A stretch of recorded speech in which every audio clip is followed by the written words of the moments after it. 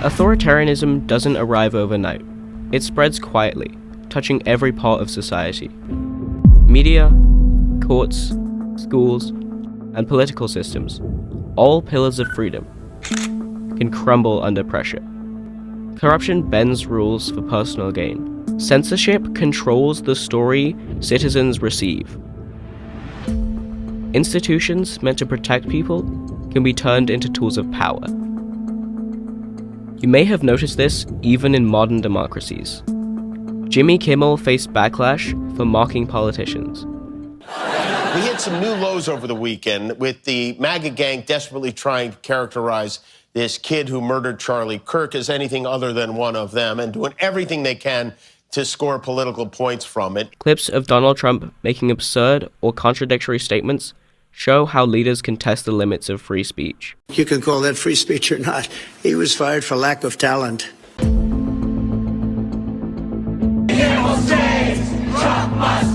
Tonight, protests outside of ABC headquarters. The reaction to Jimmy Kimmel being pulled from American airwaves as polarized as the country's politics. You can't go around firing somebody because you're fearful or trying to suck up to an authoritarian criminal administration. Even in the United States, these pressures remind us how fragile protections can be. Authoritarian regimes start by controlling information. Media and entertainment can reshape to serve those in power. Sort of celebrating like the biggest bill of its kind ever signed, and it's going to make this country into a rocket ship. Without reliable news, citizens begin to see a version of reality designed for them. I will never lie to you. That seems like a long time ago. Nowadays, lying, or to put it politely, disinterest in true facts, is standard operating procedure in our political culture. But control doesn't stop at headlines. It reaches into courts, education, and political competition. Courts are meant to protect citizens and uphold justice. Or not guilty. What do you say? Guilty. In authoritarian states, judges follow loyalty instead of evidence. Laws are rewritten, peaceful protests or private conversations can suddenly be criminalized. Corruption becomes invisible when institutions meant to safeguard people are repurposed to protect power. One-party dominance magnifies these problems. Historical examples like Nazi Germany and the Soviet Union show us how opposition disappears. Courts become rubber stamps, and schools are reshaped to teach obedience. Modern Russia illustrates that even today. Legal systems can mask authoritarian control. Education, however, stands as one of the strongest defenses against authoritarianism. When citizens are taught to think critically, they can recognize lies, question authority, and resist propaganda.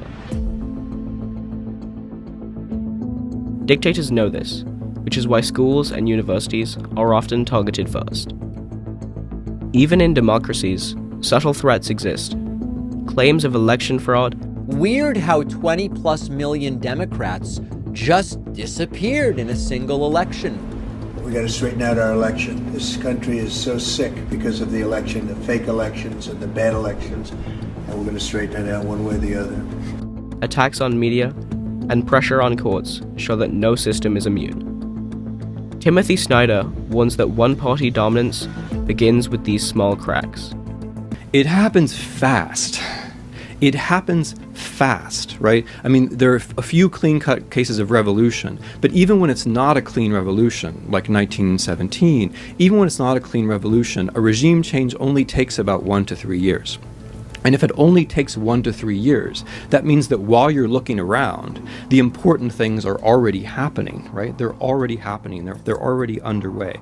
By making us focus on the day-to-day and think, okay, well, I'm just going to adjust to what happened today. You know, tomorrow's another day. Maybe there won't be a total disaster tomorrow. You do that long enough, and the disaster has arrived. Media, law, political competition, and education are connected. Weakening one pillar can strain the others, creating a system where authoritarianism can spread. Citizens who understand their value, defend institutions, and stay informed create the strongest defense against tyranny. Protecting institutions is not just a civic duty, it is the foundation of freedom.